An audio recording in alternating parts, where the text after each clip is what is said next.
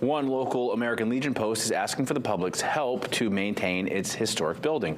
From February 1st through Memorial Day, Bucksport's American Legion Post 93 is hoping to raise as much funding as possible for repairs. Private foundation has promised to match every dollar donation up to $10,000.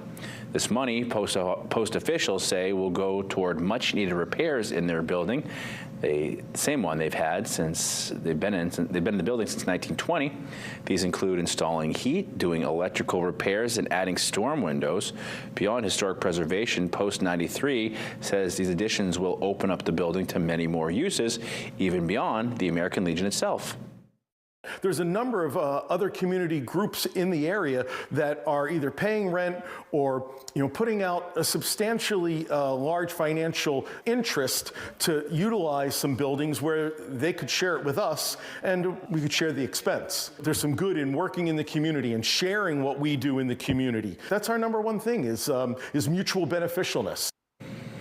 So far, over $3,000 has been raised. The best way to contribute is by sending a check to P.O. Box 223, Bucksport 04410.